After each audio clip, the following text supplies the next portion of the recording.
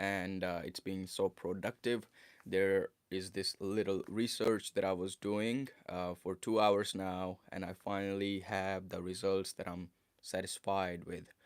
So, I use the reference tracks for my mixes and for my masters. And if you are someone who's working from your home recording studio and you do not know what reference track mixing and mastering is, I would, highly suggest you to go on Google and do a dive deep into this topic. And there is a lot that you would learn from it.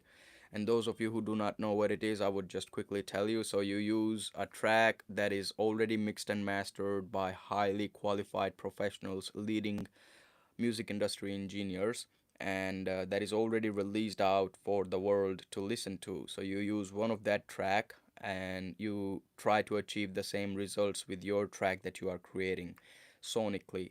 So you want your track to sound somewhat similar to what's already released out there by highly qualified professionals in terms of loudness, in terms of stereo fields, in terms of dynamics, in terms of frequency response, and all that stuff. And I've been doing it for over 3 to 4 years now, like using the reference track for mastering. And so far, what I do always is download the file of the iTunes and Apple Music and just insert that file, the M4A file, inside my DAW and compare my track to that.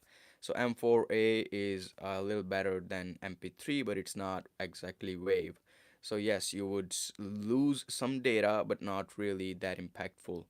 So as I started my project today, I was wondering like how do I know that the files that I'm downloading of the Apple Music are giving me the exact representation of how the track was mastered and published, if you know what I mean. So I was thinking that yeah, maybe the audio engineer and the label they created a master and then they sent it off to the streaming services, and then Apple they applied some sort of compression and they made some changes in the dynamics, to give the listeners a smooth experience. That's what they would do sometimes, like, so that all the tracks are at the same level and it's not like one track is really loud and the next track is really low. And if you are a listener, you would go like, why is that up and down in the volume? I can't keep turning the volume up and down all the time when I'm listening to music. And that's why these streaming services they apply some sort of compression on the files that we submit to them so that the listeners are getting the exact same level of the loudness when they are listening to the music. So anyways, today I downloaded this file of the Apple Music and I inserted that in my DAW and I could see the readings, like there were really high true peaks, like 1.5 dB true peaks. And I was like, man, is it really peaking that loud? And that file is from like famous musician, like these people they are really really famous, the one that they uploaded the files. And I'm like, wow, how can they peak that much? Is it really a good quality file that's giving me the clear representation or what it is? So what I did was I wanted to test that the file that I'm getting from the Apple Music is giving me the exact representation. So what I did was I opened up a session, the one that I mastered myself, and I downloaded the file of the same session that I uploaded on Apple Music. So what I did was, so I had the file that I mastered myself inside my studio, and the same exact song I downloaded of the Apple Music, and I inserted that file inside the DAW. And the third master that I was using was from Spotify. So I just took the output of the Spotify and then used it as an input on one of the track inside the DAW.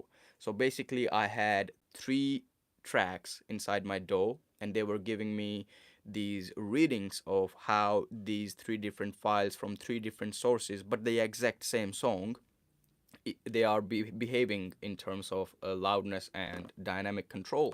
And here are the results. Let me show you the results. Right, so this is the one that I got from Spotify. This is the one that I got from Apple Music. And this is the one that I mastered myself. And if you can see the readings, they are all similar. So that's giving me 7.2 LUFS there. That's giving me 7.2 LUFS there. And that's giving me 7.2 LUFS there. So all of them are equally loud. Not really. So let me just quickly show you the one right here, the Spotify one. I had to turn the gain up of this guy like 3.7 dB in order to reach the same loudness as the Apple Music and the one that I mastered.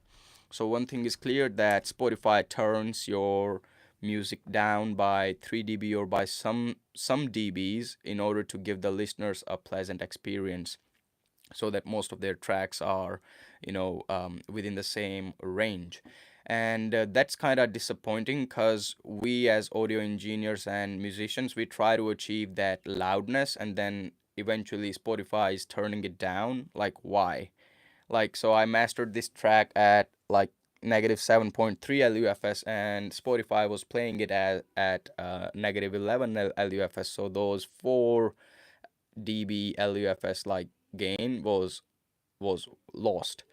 And then came the Apple Music. So I was like, how do I know Apple Music is giving me the exact clear representation of the master that I did?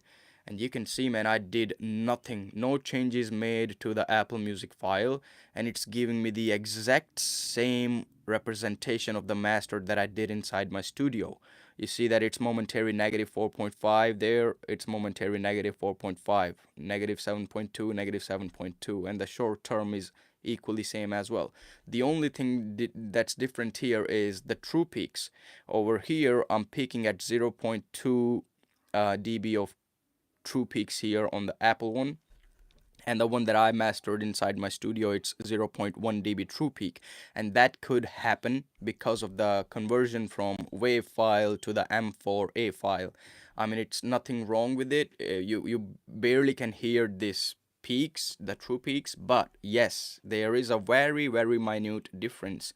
So in my opinion, if you're using reference track, if you want to use a reference track for your mixing and mastering, always try to get the high quality file that you can purchase from either directly from the musician or the artist or the label. And if that is not an option, purchase your files directly from the Apple Music. They are giving you the most nearest results of the file that was given to them, if you know what I mean. So whenever you are mastering, if you want to use a reference track, Apple Music and iTunes is your way to go. And with that being said, we got 11th of September today, and I have a video, official video of Passionate Professional, the track that we just released like on 30th of August. If you have not listened to the track, I would highly suggest you go and stream the track.